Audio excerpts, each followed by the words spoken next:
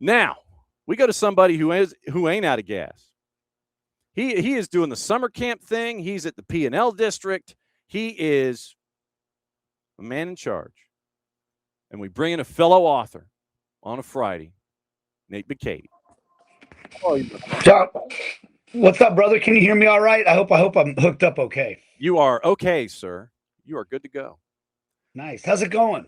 Running around as busy as you, boss. You're. I was wondering how much orange you had in your wardrobe after all the time you've been spending with the Netherlands these days. Their warm-up tops are like the coolest things I've ever seen, and I got one of those. You got to be a part of, not apart from, right? One of the coolest things, John, in this thing in Kansas City, I don't know how many tens of thousands of people, you've seen the footage probably online of the march that they did. From what I was told, the vast majority of the people in that march were from Kansas City. You know, the Dutch showed up. I mean, they were here in force, and they do what they do. We've seen that all over the country, but people in Kansas City just wanted to be a part of it. We got in the line. We marched with them for a while, and it was funny because I wanted to talk to a lot of Dutch people, but everybody was wearing Dutch gear. Everybody was dressed in orange. And one thing that I also noticed was funny, there were all kinds of people that were dressed like in Tennessee Volunteers gear and stuff like that, because it was just anything they had in their closet that was orange, like the only orange thing they had, everybody had it on yesterday. And I thought that was pretty neat the way Kansas City just really has embraced this whole thing. And that's what I'm trying to do myself. 4 teams in the area.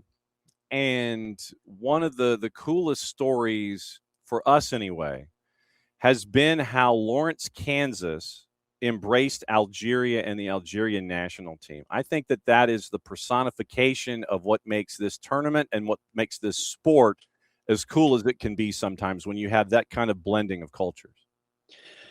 It brings people together. I mean, I've been saying this for a while now. I challenge anybody to come up with an entity of any sort, an idea, an object, an activity that brings the world together to celebrate in a positive way, like the game of soccer.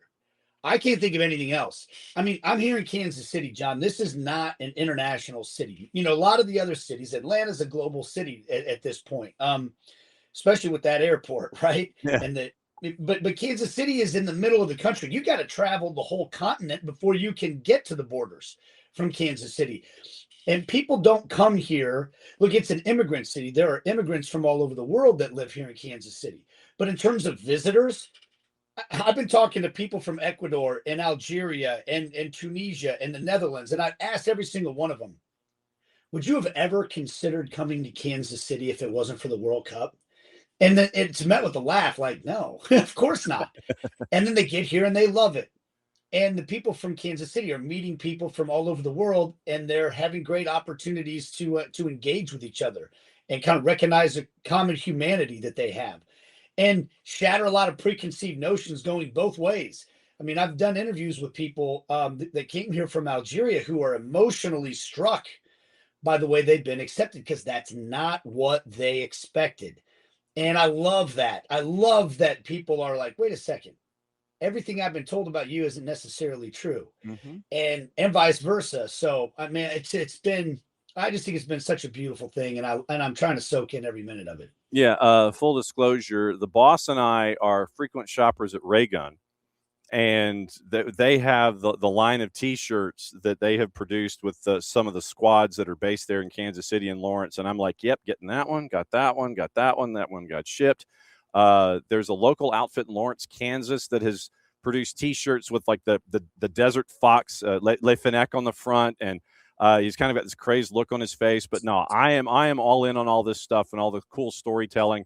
And the boss is going to look at me, and she's going to sit there and look at that Algeria T-shirt, the outline of the state of Kansas, and the Algeria flag right there in the middle of it. And she gets it. She's not really a soccer person either, but she understands and loves the humanity that is part of the outreach in this tournament too.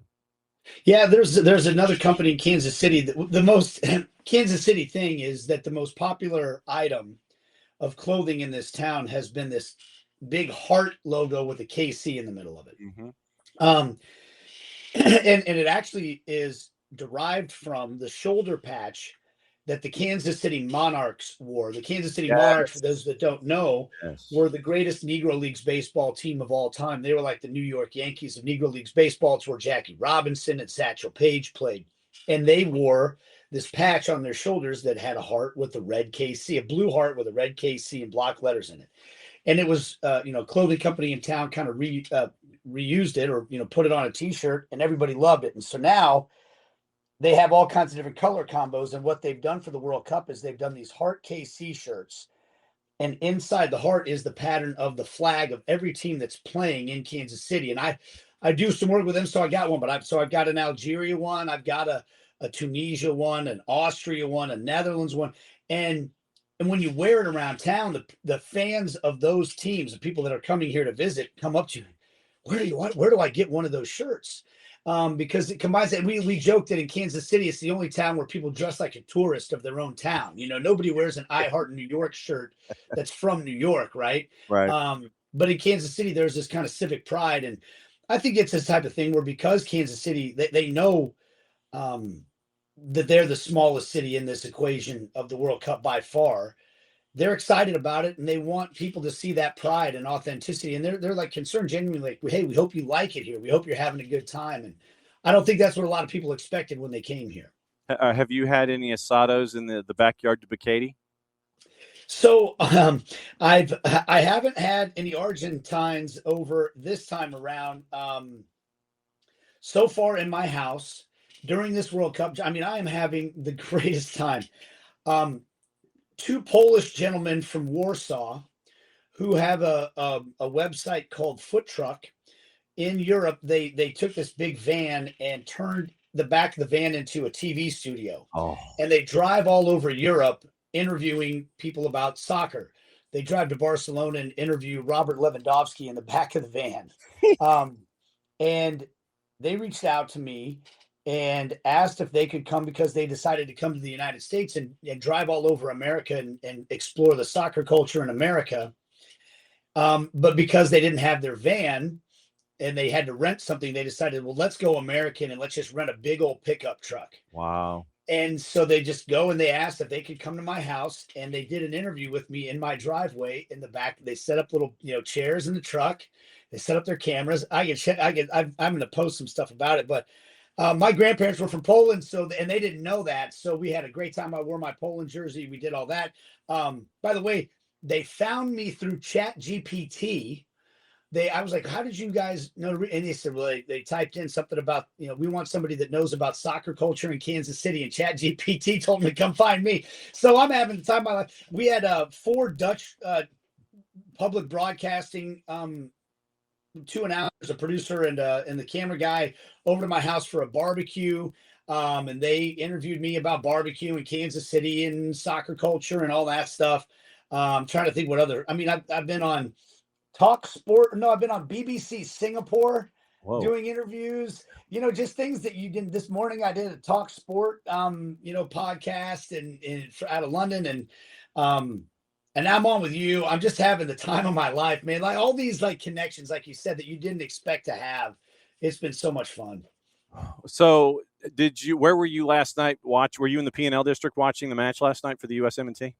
Yeah. So part of my job here in town for this World Cup is to host all those watch parties. Oh. And that for those that don't know, the Power and Light District, the P&L, as you referenced, in my opinion, that was the birthplace of the American soccer watch party. I mean, that was the place that made the watch party a thing, going all the way back to 2010. And that was a huge reason that Kansas City earned the World Cup, was because those watch parties were being shown all over the world, and on Fox and everything else.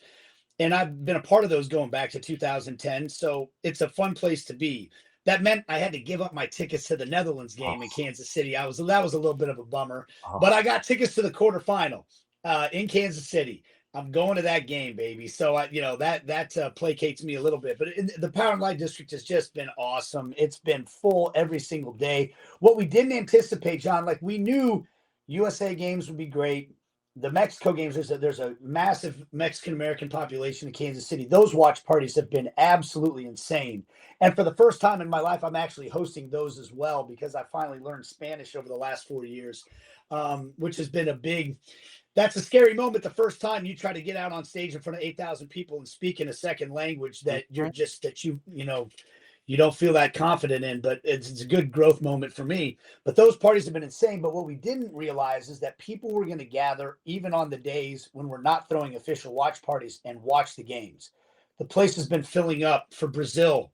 I mean, when they played, I didn't know there were that many Brazilians in Kansas City. You know what I mean? They were there. England, whoever. It's just become the place that people go. And we still have the Fan Fest that holds 25,000 people as well. Now, that's not open every single day. So when they're not open, everybody's in the Power and Light District, and it's been pretty great. Yeah, we've had for the Fan Fest like yours there in Kansas City, Fan Fest here in Atlanta. I think we just cleared 275,000 in attendance in Centennial Olympic Park. Yeah, it's been bananas. And it just goes to show how the sport is a unifier. And it doesn't matter what the jersey is that you wear. You're put in a pile with somebody. You find out what they like, what makes them tick. They find out what makes you tick. And it's been really cool. We referenced the Morocco Haiti match that was in Mercedes-Benz Stadium. It's the blank tank. You know, I know at the Atlanta Stadium and all that kind of stuff. 68-239. It was a sellout, and it was one of the loudest matches, one of the loudest events, sporting events I've been to in that building. It was that off the chart. I don't know how the Haiti fans in the section off to the left of the press box smuggled in a hi-hat. Literally, they had a hi-hat. They got that. They had the XL bongo set. There were like 2 or 3 of those. You had gourds that were in. You had the long. It wasn't vuvuzelas. It was like a legit plastic horn that could actually play deeper notes than the vuvuzela, and it wasn't as annoying. You had about 50 dudes in the section off to the left of the press box playing their own music for the Haiti fans. And then when the rest of the Haiti fans realized that they had a Haiti band playing Haiti songs, you had fans 6 sections over singing the song that the band was playing 6 sections off to their left. And it was loud. I mean, they weren't singing the anthem. They were yelling anthems. And I'm getting chills just talking about it, man. It was one of the hottest crowds that I've ever been a part of. But that's what this is all about. Yeah, the only game that I've been to in Kansas City so far, because I've been hosting the watch parties in the Power and Light, was Ecuador versus Curacao. That was the cheapest ticket out of all the ones here, and they still had over 68,000 fans in the stands. And I don't know how many. I would guess 45 to 50,000 of them were Ecuador fans dressed in all yellow. There were huge pockets of Curacao fans in the stadium. That's a country that only has 150,000 people in it. Mm-hmm. And I think at least 10,000 of them were in Kansas City, you know. And in their first ever World Cup, their first ever result, their goalkeeper makes 15 saves. It was a 0-0 draw. And if you try to tell somebody, yeah, I went to this match between Ecuador and Curacao, and it was 0-0. People would be like, oh. No, it was awesome. It was awesome. Mm-hmm. I mean, I was a little sad because we were surrounded by Ecuador fans that I was making friends with, and they felt like they needed to win that game in order to advance. They were wrong, and I told them that. But they were very disappointed. So when we were walking out of the stadium, it was just kind of quiet. If they had won the game, they would have been singing songs the whole time out. But the game itself was amazing. Ecuador getting their first point, 15 saves, near a World Cup record. Mm-hmm. It was beautiful. It was great. So that tells you all you need to know right there about how fun this is. I watched a 0-0 draw involving a team that is an absolute, no shot at winning this tournament or anything. And it was a great game, and it was a great atmosphere, and it was wonderful. And that's what this whole thing is about. I can't thank you enough for hopping on here on a Friday. I know that you're balancing P&L and hosting and taking folks to camp and all this kind of stuff. How's the book doing, by the way? Yeah, it's let's see here. Thank you for giving me the opportunity here. Late Father's Day. If you missed Father's Day, perfect pitch. How Kansas City became the heart of American soccer and landed the World Cup. Available on Amazon. Yeah. It's the story of American soccer. and how we've gotten it to this point. And so, yeah, it's doing good, man. People are excited about it. I think the people that were skeptical of the World Cup are starting to, in Kansas City, starting to go, huh? Not everybody. I mean, some people are just going to be against it forever because they're against it. But most people are going, wow, this is really interesting. And now they're starting to go, how did we do this? How did we get this here? And how did America grow as a soccer country into the point where we're at? And so, yeah, if you can get it on Amazon, it's great. Thanks for giving me the chance to pub it, John. And yes, I just dropped my son off at Lego camp. Now I'm going to go pick up my daughter at dive practice. And then I'm going on the Cooligans podcast after that. And then you can hear me on Sirius XM satellite radio from 4 to 7, 5 to 8 Eastern time today as well. So we'll keep it rolling, John. Yes, sir. When you go up to Nate Bukaty and you want to go up to him, first question you ask is Yaksemash, and he sits there and he goes, "I'm busy as you know what, man." That's how. Exactly. Be safe, my friend. Crash anytime. It's great to see you. Hey, keep it up, guys. I'm seeing stuff in Atlanta. It looks amazing.